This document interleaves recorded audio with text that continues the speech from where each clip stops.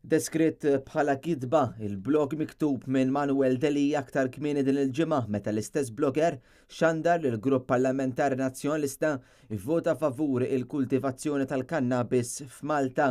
F'istqarrija u dritt ta' risposta skont kif titlob il-liġi il-Partit Nazzjonalista talab lill blogger Manuel Delija biex jirtira din il-kidba u jippubblika l-istess stqarrija fuq il-blog tiegħu.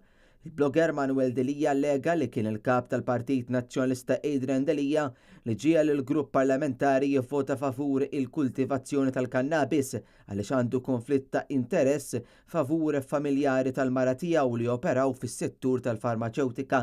Iżda din il-kidba ma setax tkun iżjed il-bot mill-verità dan għaliex kien il-kap nazzjonalista nnifsu li talab lid-deputat Claudio Grech biex jagħmel analiżi dettaljata u teknika dwar il-materja.